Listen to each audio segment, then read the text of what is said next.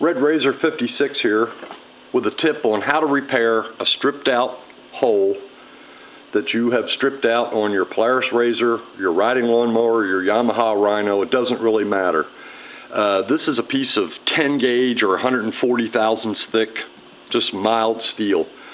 Taking this bar and this quarter 20, I think this is a BT type self-tapping screw, and there's a bunch of them, not to be confused with a self-drilling screw that already has a little miniature drill bit stamped into the end of it right here. This is not what we're talking about. We're talking about self-tapping screws, which the factory takes this and puts it in probably with an air ratchet or something, and they go in and they're putting the skid plate on and they're lining up these holes, and they put the air ratchet on there and zzz, zzz, zzz, down it goes, and it's good to go. It tightens up snug.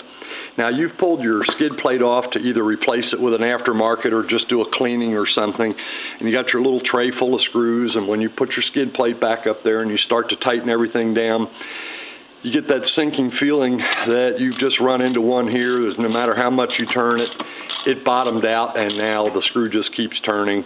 It's game over. You're sort of in trouble unless you got lucky and it's in the middle of the craft, and just that one bolt being loose isn't going to hurt anything. But sometimes it's in a critical location that if you don't have that bolt tight, the front of the skid plate's going to hang down, or something on the machine's going to be flopping out in the middle of air, and you know it's going to give you a hard time.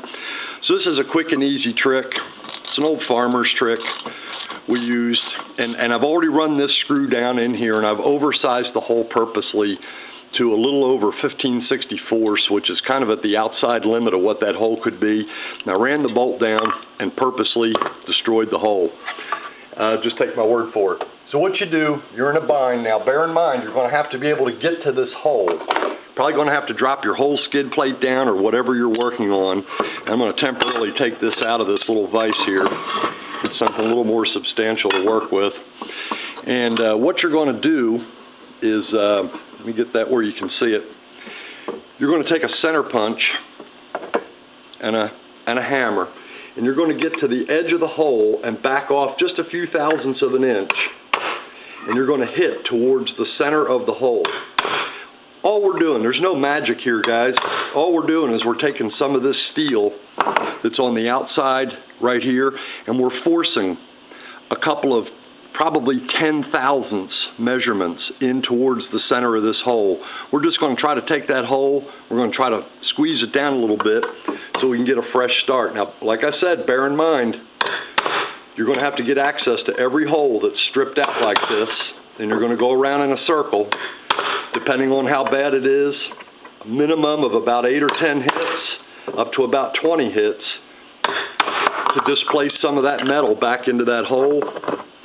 Like I said, I already stripped the hole out for the video to show you what happens.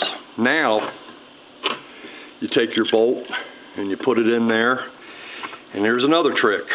On a self-tapping hole, doesn't matter if it's plastic or metal, and if they've used a self-tapping screw, it really pays to put that screw in there and turn it backwards 1 or 2 turns.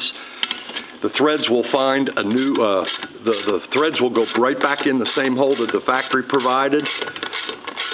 If you don't do that 1 or 2 turns backwards, the self-tapping area that I showed you earlier goes in and it cuts itself a completely different set of threads. Now you're really in a bind. And I pushed that hole closed, and I'm not holding back. I got a 3/8 inch ratchet right here. And I've just tightened my bolt down. Not a fix for everything, but it could get you out of a bind when you're trying to go on a ride or trying to fix up a project without reinventing the wheel. Sometimes you can't put a nut on the backside. If you can put a nut on the backside, if you can get to it, that's by far and away the best. But unfortunately, once you put that first bolt in on the skid plate, you've pretty much gone blind, and that's the end of the game. Red RZR 56, saying live to ride another day.